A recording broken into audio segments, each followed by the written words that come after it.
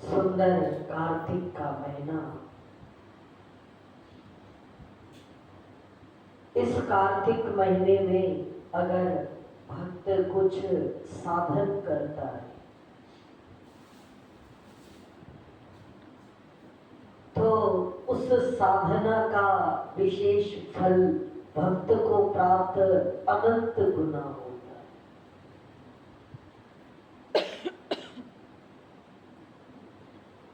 रोज मनुष्य अपने कार्यों को करता है, प्रातः काल उठेगा, अपने काम करेगा, स्त्री अपना काम, पुरुष अपना काम, कोई धन कमाएगा, कोई भोजन बनाएगा, कोई अपने नित्य कर्म करेगा।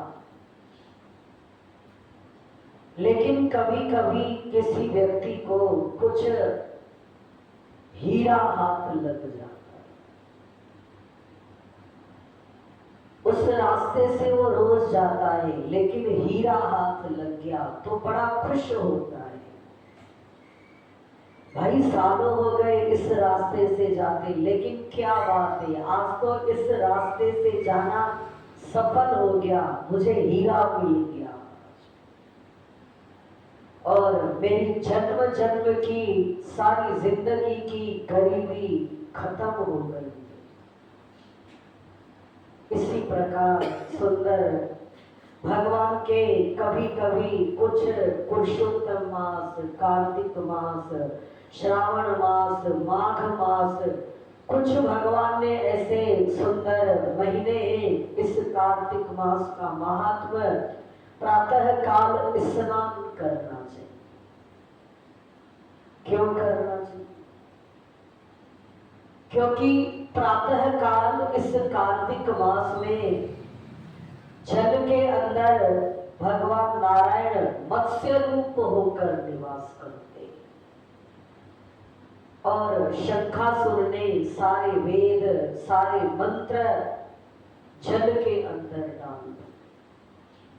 भगवान मत्स्य के साथ सब देवता भी उसमें जल रूप के अंदर जल में बनकर अपने रूप से निवास करते हैं, इसलिए भगवान का नाम पड़ा मत्स्य नारायण। बोलो मत्स्य नारायण भगवान की। इसलिए दीपावली पर मछली के पूजन करने का भी हुआ।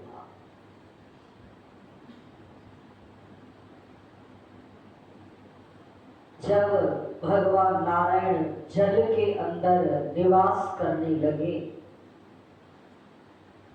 तो जल का कण कण पवित्र हो गया और जल नारायण ने भगवान से कहा, इस समय कार्तिक का महीना और सब देवी देवता वेद मंत्र जल के अंदर है, तो इस महीने के अंदर जो मनुष्य प्रातः काल तीर्थ में स्नान करेगा। अब तीर्थ में तो हम लोग हैं, पहले समय था व्यक्ति तीर्थ में चला जाता,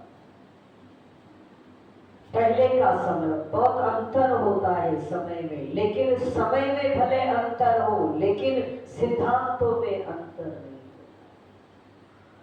चले जाते थे लोग तीर्थ नहाने के लिए और बड़े प्यार के साथ जप करते थे, स्मरण करते थे, दान करते थे, सेवाएं करते थे। बोल के अगर उस देहरी से अलग हो जाएंगे तो सेवा कार्य जीवन में हो।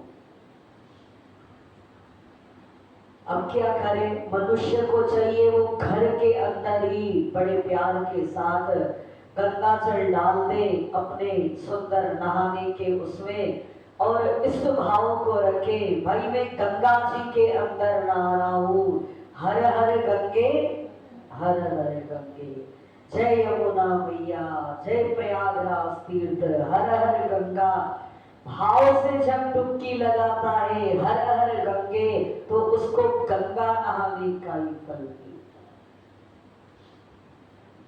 तो पहला कार्य ये करे, अगर ये करता है साधक घर के अंदर भले ही आप 2 मिनट में स्नान करें, 5 मिनट में करें, पर इस भाव के साथ हम गंगा किनारे बैठे हैं और गंगा जी में जाकर डुबकी लगा रहे हैं।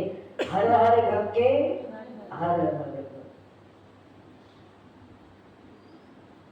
तो तीर्थ नहाने का फल मिलता है। जब तीर्थ नहाने का फल, अब ये फल दिखाई तो पड़ेगा। जब हम अपने आप में ही नहा लेते हैं हर हर गंगे हर हर गंगे, तो धर्मराज की डायरी में लिख जाता है, भाई इन्होंने कार्तिक में गंगा स्नान किया प्रातः काल, और जल के अंदर सभी देवी देवता वो फल साधक को प्राप्त होता है। स्नान करके भगवान के मंदिर में बड़े प्यार के साथ सूर्य उदय होने से पहले भगवान के मंदिर में आए, दीपदान करे, प्रभु को प्रणाम करे, तुलसी की सेवा करे, जल डाले, स्पर्श करे, तिलक लगाए, परिक्रमा करे, क्योंकि कार्तिक में तुलसी पूजन करने से बड़े बड़े पाप खत्म हो जाते। और दीपदान करने से 2 फायदे मिलते हैं। एक तो हमारे अंदर ज्ञान का प्रकाश आता है, और दूसरा हमारे जो सुंदर संसार के सुख उपभोग है वो सुंदर हमें रोशनी प्रदान करते। भोजन करोगे तो हजम हो जाएगा।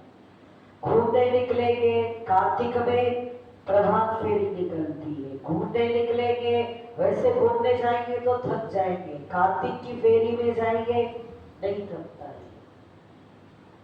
क्यों? क्योंकि रास्ता भगवान हमें साफ कर देता है। वो दीपक का प्रकाश जिस तरह सुख देता है, भगवान हमारे बाहर के सुख और अंतर के सुख। व्रत रखे, 3 दिन रखे, 5 दिन रखे, एकादशी का व्रत रखे, कुछ भी व्रत रखे, या ये व्रत रखे शाम के समय, फिर शाम के बाद 4 बार खाएंगे, शाम तक कुछ नहीं खाएंगे, या 3 दिन व्रत रखे, 1 दिन व्रत रखे, या और कोई व्रत रखे। आज हम सारा दिन मौन व्रत रखेंगे, आज हम सारा दिन झूठ नहीं बोलेंगे, आज हम सारा दिन सुंदर हरि नाम का स्मरण करेंगे। इस तरह कोई भी व्रत रखे, इसका अनंत गुना और 12 अक्षर मंत्र का जाप करे, ओम नमो भगवते वासुदेव। देवर्षि नारद राजा पृथु से कहते हैं, हे राजा पृथु, इन सब कार्तिक के नियमों को करने से मनुष्य को असंख्य रास्ते में पड़ा हुआ हीरा इस तरह साधक को प्राप्त हो जाता है, और उसको पता नहीं पड़ता है, उसके जीवन की साधना अनंत गुना बढ़ जाती है।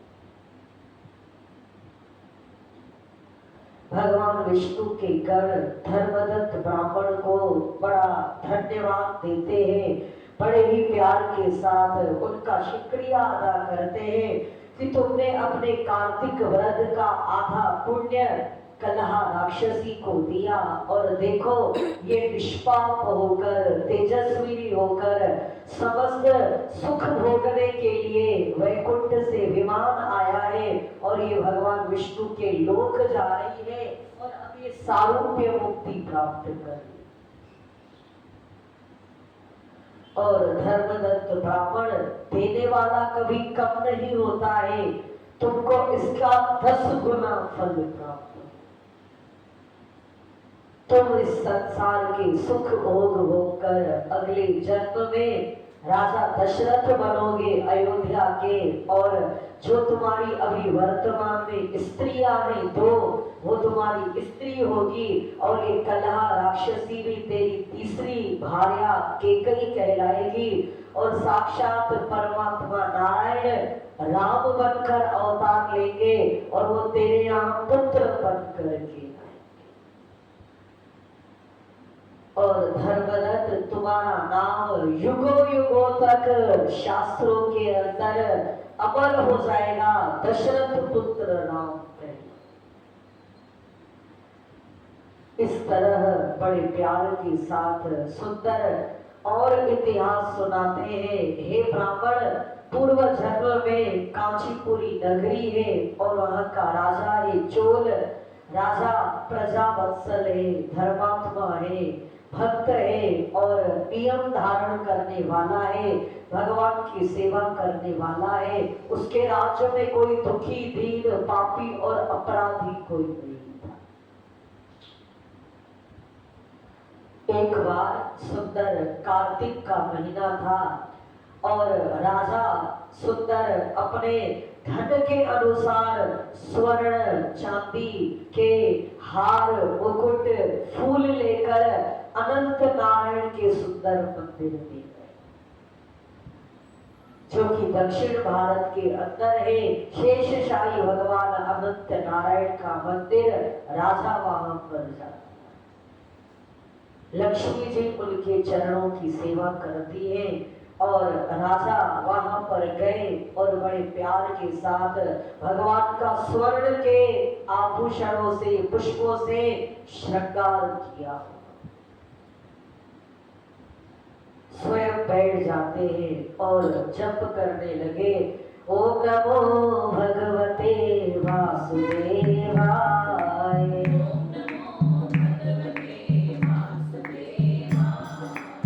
ओम नमो भगवते वासुदेवाय,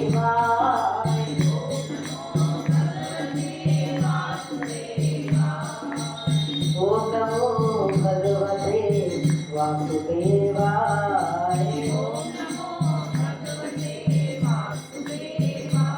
राजा बैठ गया, क्योंकि ये नियम है मंदिर में आना, प्रभु का दर्शन करना, जो कुछ हमारी हस्ती है प्रभु की सेवा करना, और अवश्य बैठना चाहिए 2 घड़ी, 5 घड़ी, 10 घड़ी भगवान के चरणों में मंत्र का जाप करके, क्योंकि मंदिर में मंत्र जाप करने से 10 गुना फल ज्यादा है। घर में 1 गुना, मंदिर में 10 गुना, तीर्थ में 100 गुना और भगवान के धाम पर 1,00,000 गुना फल प्राप्त। इसलिए जब तीर्थ करने जाते हैं तो साधना की जाती है, और जब भगवान के धाम जाते हैं तो विशेषकर सुंदर उपवास, जप, तप, भगवान का धाम रामेश्वरम, बद्री विशाल और सुंदर सुंदर जगन्नाथ नारायण, द्वारिकापुरी, ये धाम है, वहां 1,00,000 गुना फल प्राप्त। तीर्थ में 100 गुना, मंदिर में 10 गुना, घर में 1 गुना फल। राजा बैठ गया और उसी समय भगवान के सुंदर उस मंदिर में एक ब्राह्मण आता है जिसका नाम है विष्णुदास ब्राह्मण। ब्राह्मण भी भगवान का भक्त है।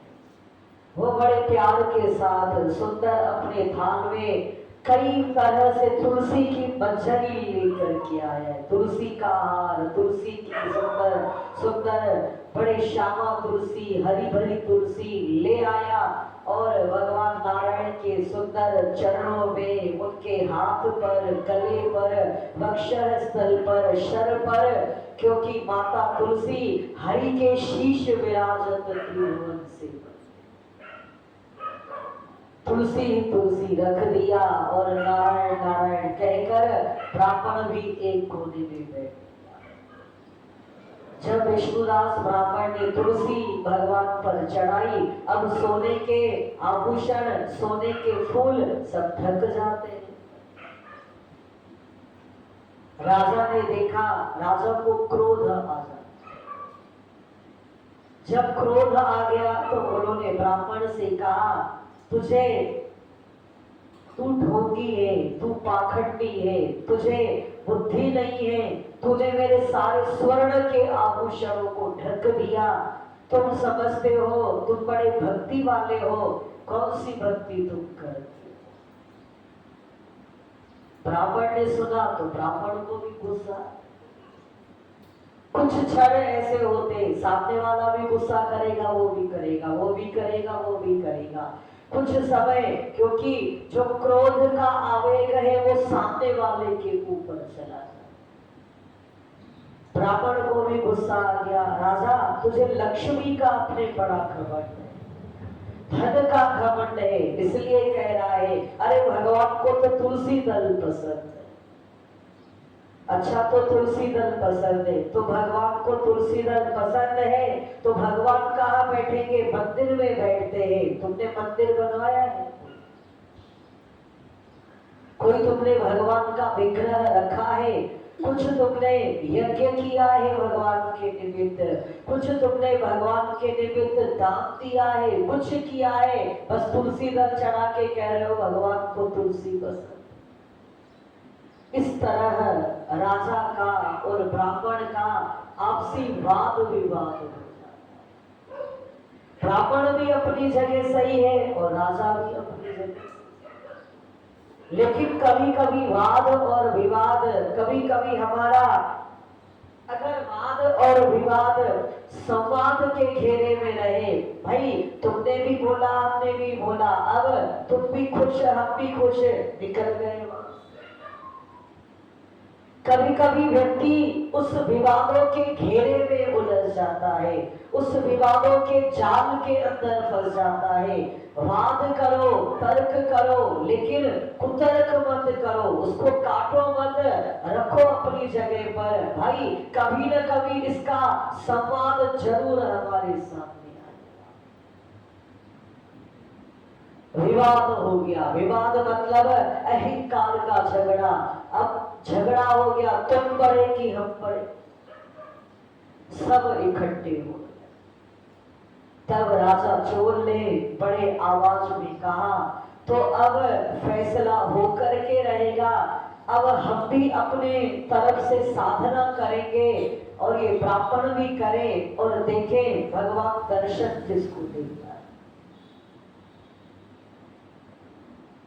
सब तय हो गया, सब इस सुंदर विवाद, इस बातचीत पर खड़े हो गए। देखो अब भगवान का दर्शन किसको होता है। इस तरह बड़े प्यार के साथ सब चले जाते हैं और राजा चोर अपनी नगरी में आया। तक्षण उसने मुदगल आचार्य को गया क्षेत्र में ले गए, सब ब्राह्मणों को बुलाया, साधु संत महर्षि, धनवान तो था ही सही, दानी भी था, भक्त भी था, लेकिन अब अपने निज अहंकार का प्रश्न।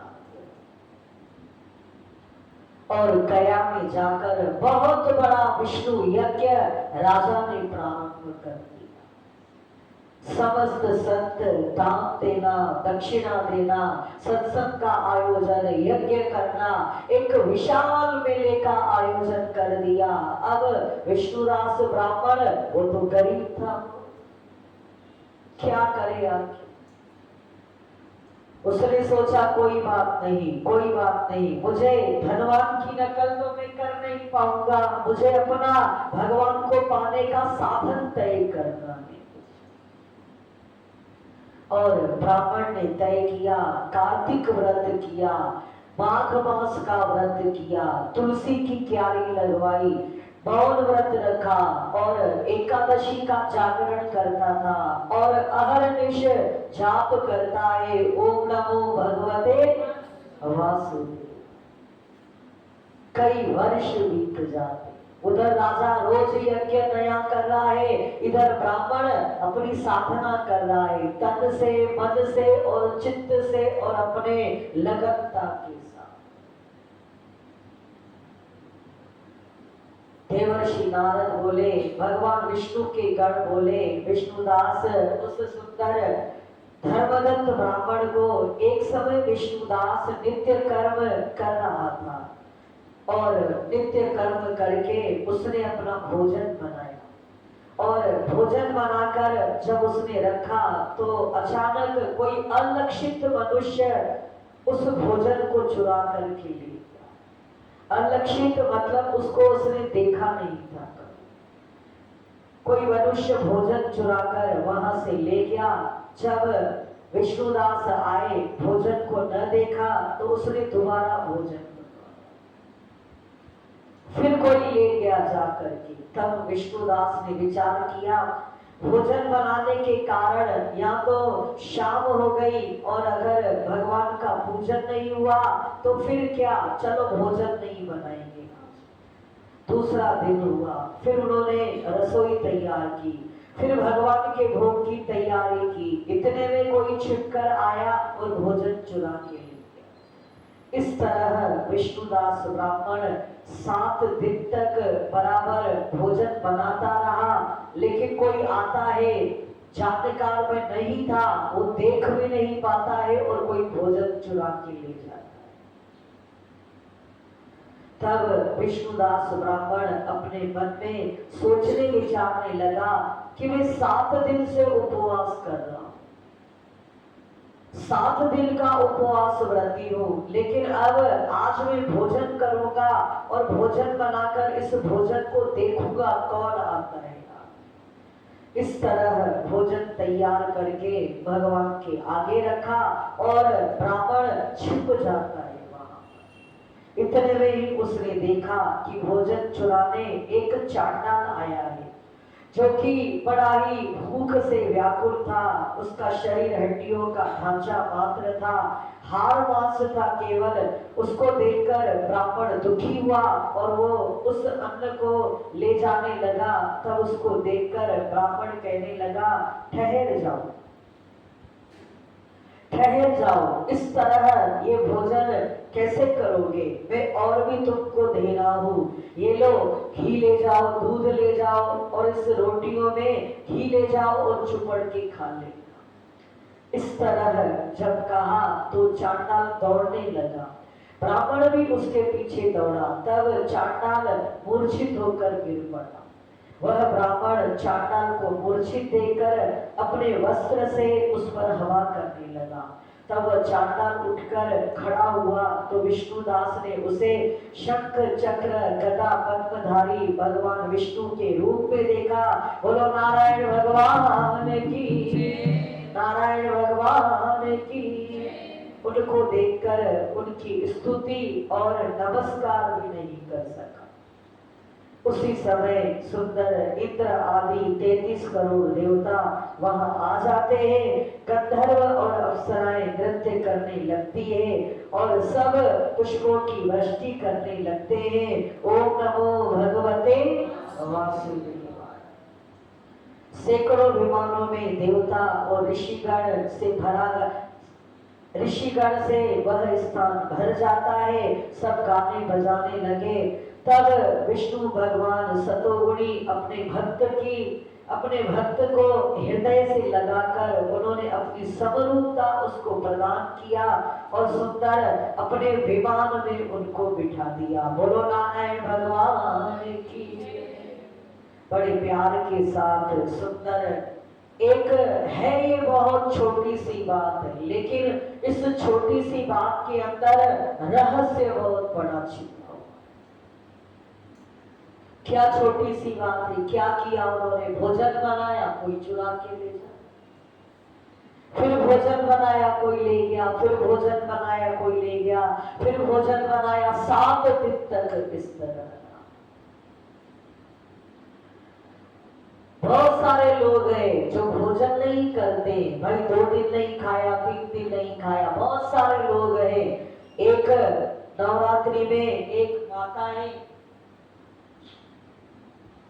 तो हर नवरात्रि सुंदर 9 दिन वो व्रत रखती है। तो अब की बार हमने पूछा, माता इस बार तुमने 9 दिन व्रत में क्या खाया? बोले वैसे तो हर नवरात्रे में केवल जल पीती हूँ। जल भी नहीं कि भाई गिलास पे गिलास पीते जाए, नियम 3 गिलास जल पीना, प्रातः काल, संध्या काल और रात्रि काल। पर अब की बार थोड़ा ऐसा शरीर हमारा कमजोर हो गया, तो बस फलों का रस पीती थी केवल एक बार। चलो हमने भी धन्यवाद दिया, बहुत अच्छा। बोली आपसे काम है मुझको। तो हमने कहा फोन करना, थोड़ा हमारे पास अभी टाइम नहीं है, फोन करना। उसको ऐसा क्यों बोला? क्योंकि उसके घर में बहुत सारे लोग बैठे थे, तो क्या किसकी बात कहो सुनो। हमने कहा फोन पे बात कर।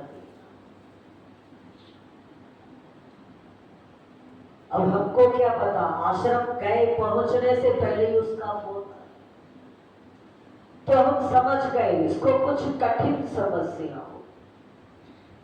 तो बड़े प्यार से हमने कहा कहो माता, क्या तबीयत ठीक नहीं है, कुछ दिक्कत है क्या? बोले बस ऐसे ही मन हैरान, उदास, परेशान रहता है। धन बहुत है मेरे पास, 2 बेटियां हैं, बेटियां भी बहुत सुखी है, अच्छे घरों में है, लेकिन मेरा मन, पति भी मेरा बहुत अच्छा है, पर मन निराशा, उदास, परेशान, अशांत। अरे हमने कहा तुम देवी की भक्त हो, 8 दिन तुम व्रत रखती, तो उससे तो मैंने बहुत कुछ सीखा है। बोले नहीं, आप मेरे इस दुख को दो, आखिर मेरे अंदर ये अशांति क्यों आ जाती? तो उसको हमने कहा कुछ दिन तुम हमसे रोज बात। तो हमने विचार किया, ये बड़े हैरानी की बात है, देवी की भक्त 8 दिन व्रत, लेकिन पकड़ में अभी तक कुछ नहीं, वो चीज पकड़ में नहीं आई। हम अपने अंदर को हटा, दुख मिटा सके, अपना क्लेश दूर कर सके, अपनी अशांति दूर कर सके। व्रत बहुत सारे लोग रखते हैं, लेकिन वो व्रत क्या है जो विष्णुदास ब्राह्मण को भगवान सुंदर बड़े प्यार के साथ विष्णुदास ब्राह्मण ने व्रत रखा है। नियम तन से मंदिर आना, भगवान का सेवा करना, मन से जाप करना, लेकिन उसके अंदर सबसे पहला उसका गुण था दया भाव। उसके अंदर 7 दिन के बाद जब देखा कौन आता है, मैं देख नहीं पा रहा हूं, तो क्या देखा, एक हड्डी का पिंजरा, शूद्र, एक बिल्कुल एक दरिद्र। जब उसको देखा तो ब्राह्मण को क्रोध नहीं आया, दया आई। ये लो आराम से बैठकर घी चुपड़ कर रोटी बैठ के खाओ, दया आई उनकी। और 7 दिन तक अगर भोजन कोई ले गया तो उनके मन में भगवान के प्रति कोई अश्रद्धा नहीं आई, कोई राग नहीं, कोई द्वेष नहीं, कोई ईर्ष्या नहीं, किसी प्रकार का कोई भगवान के ऊपर कोई थोपने का विचार नहीं, जो हरि की मर्जी। अगर हमारे अंतः स्थल की साधना बहुत अच्छी है तो फिर हर तरह का साधन हमें और ज्यादा फल प्रदान करता है।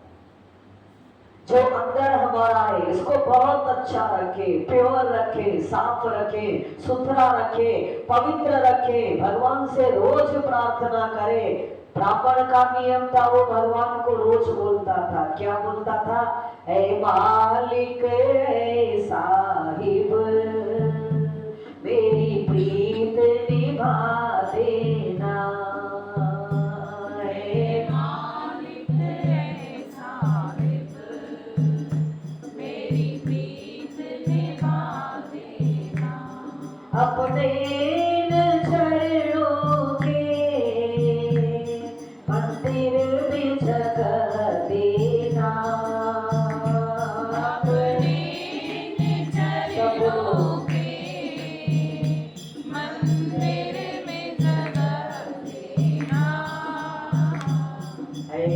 मालिक है साहिब, मेरी प्रीत निभा देना।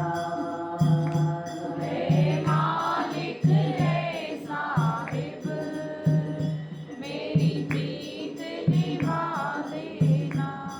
मीरा की तरह पल पल तेरा नाम लिए जाऊं, मीरा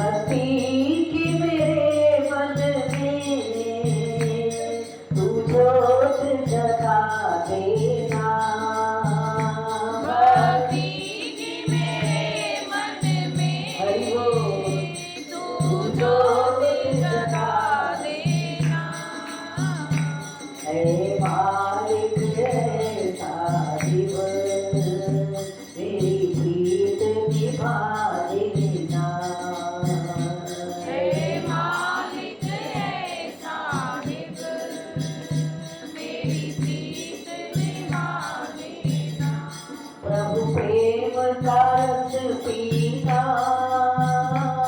किस्मत की बात है ये। प्रभु प्रेम का रस पीना किस्मत की बात है ये। कुछ ही किस्मत वाले प्रभु प्रेम निभाते हैं। कुछ ही किस्मत वाले प्रभु प्रेम निभाते हैं। तकदीर मेरी भी उन भक्तों से बता देना। तकदीर मेरी भी उन भक्तों से बता देना। हे मालिक रे साहिब मेरी प्रीत निभा देना। हे मालिक है साहिब मेरी प्रीत निभा दे। और अगर साधक अपने अंदर इस भाव के अंदर चलेगा, ठाकुर जी के साथ मेरी प्रीत निभा देगा। और अगर ये भाव बना रहा तो ठाकुर जी की कृपा इस तरह से होती है साधक पर, उसकी दृष्टि वो बना देता है, उसको हर जगह कहीं उसके अंदर कलह क्लेश राग द्वेष आएगा ही नहीं। सब जगह मेरा ठाकुर जी, सब जगह ठाकुर जी को भगवान मानना ये सामान्य भक्ति है। लेकिन हर किसी के अंदर फिर अपने चाहने वालों को भगवान बोलना ये भी सरल है। लेकिन न चाहने वालों में वृत्ति अपनी टिकाए रखना ये भी मेरा ठाकुर। सामान्य भक्ति, मध्यमा भक्ति और सर्वोपरि भक्ति। भगवान के मंदिर आए, जय भगवान की, जल लिया, हाथ जोड़ा, सब किया, तुम भगवान ठाकुर हमारे, बहुत अच्छी बात है। चोर भी भगवान को माथा, मूर्ख भी टेकता है, जिसको अक्ल नहीं है वो उसको भी मालूम है ये भगवान है। फिर मध्यमा भक्ति, जो हमसे प्यार करते हैं, जो हमको चाहते हैं किसी भी रूप में, परिवार रूप में, रिश्तेदार रूप में, बाहर रूप से, कोई पति बन के, कोई स्थान, कोई माता बन के, कोई देवता बन के, बहन बन के, उनके प्रति हमारा भाव, भाई ये हमको बहुत प्यार करता है। ये हमारा भगवान है, मेरा बेटा नहीं है मेरा भगवान है, मेरा पति नहीं है मेरा भगवान है, ये मेरा ये है, मेरी बेटी नहीं है देवी है, ये मध्यमा भक्ति। वो प्रेम दे रहे हैं तो हम उनको कह रहे हैं। फिर सर्वोपरि भक्ति, अब जो हमें नहीं चाहते हैं या जो हमारी निगाहों में नहीं है वो आ जाते हैं।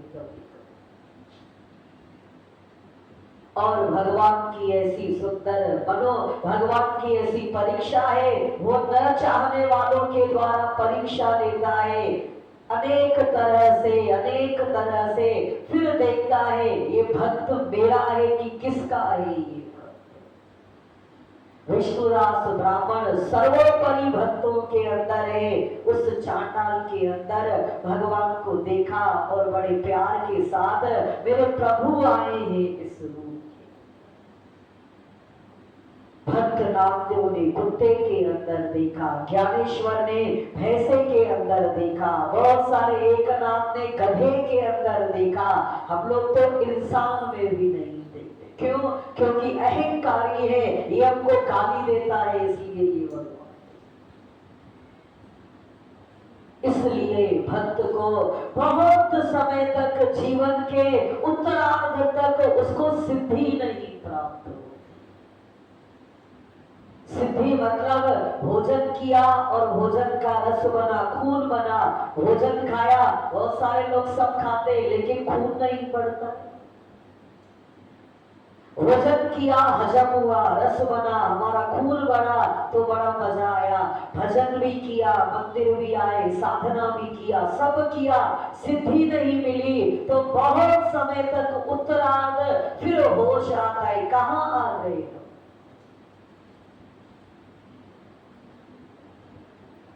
लेकिन अगर साधक जब तब भी अगर जाग जाता है, भले सन्यासी साधक हो, घर परिवार वाला हो, विद्यार्थी तो विद्यार्थी है, ये तो बाहर का एक आडंबर है, ये सन्यासी है और ये विवाहित। इसलिए साधक को चाहिए अपनी जो उसकी सिद्धि की एक गति है, सिद्धि क्या है? ठाकुर जी है मालिक है साहिब मेरी प्रीत निभा देना। किस तरह प्रीत निभाना? मीरा की तरह पल पल तेरा नाम लिए जाऊं, जहर मिला कुछ भी मिला, मीरा ने गिरधर गोपाल का त्याग और उसी मीराबाई का नाम आज बड़े श्रद्धा भाव और उसकी नकल की जाती है। भाई मीरा के जैसा गाती है, मीरा के जैसा नृत्य कर रही है, ये भक्त की एक नकल है। सुंदर विष्णुदास ब्राह्मण साधक बहुत छोटा है, चांडाल ने बस भगवान को देखा, प्यार से खिलाया, उसको हवा किया और बड़े प्यार के साथ, क्योंकि हमारे मन का जगत जैसा होगा वो बाहर हमारे आ जाता है। इसलिए अपना अंतर मन, अपना अंतर चित्त, अपना हृदय साफ सुथरा रखे। ये हृदय का आसन अगर साफ सुथरा होगा, ठाकुर जी जल्दी आ जाएंगे और उनको सुविधा होगी बैठने। और बड़े प्यार के साथ भगवान प्रकट हो जाते हैं। सब देवी देवता, अप्सराएं, गंधर्व बाजे बजाने लगे, नृत्य होने लगा, भगवान का सुंदर विमान आया और विष्णुदास ब्राह्मण को भगवान ने गले से लगाया, बोलो भक्त और भगवान की, और विमान में बिठाया और वो विमान गया क्षेत्र से चला जाता। और जब जा रहा था, राजा चोल अपना यज्ञ कर रहे, राजा की निगाह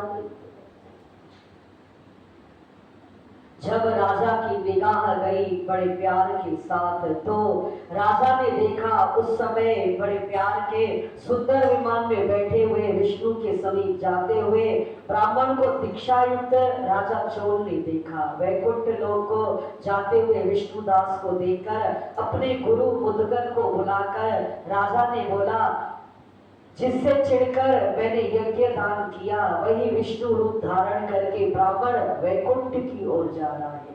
दीक्षा लेकर मैंने इस वैष्णव क्षेत्र में यज्ञ किया, दान किया, ब्राह्मणों की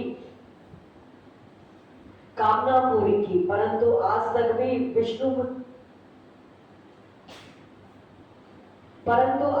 भी भगवान विष्णु मुझ पर प्रसन्न नहीं हुए। ब्राह्मण की भक्ति से प्रसन्न होकर भगवान ने उनको साक्षात दर्शन दिए।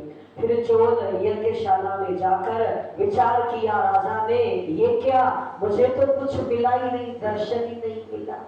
ब्राह्मण को दर्शन मिला, वो भगवान का रूप धारण करके भगवान के साथ वैकुंठ जा रहा है।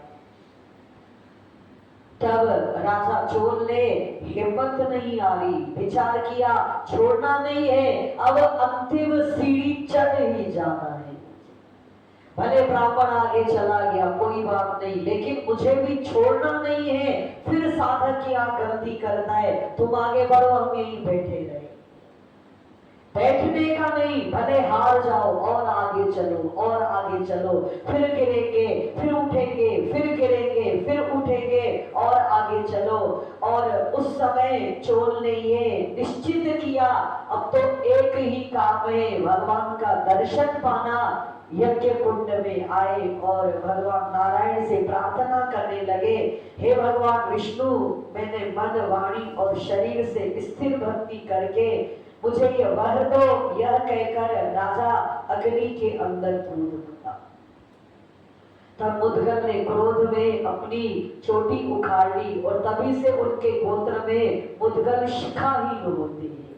और तभी अग्नि से भगवान भक्त वत्सल नारायण प्रकट हो जाते हैं। बोलो नारायण भगवान की, नारायण भगवान की। भगवान प्रकट हुए और राजा को उन्होंने गले से लगा लिया और सुंदर विमान में बिठा लिया और अपना सुंदर स्वरूप देकर भगवान ने उनको भी देवताओं समेत वैकुंठ की ओर ले गए।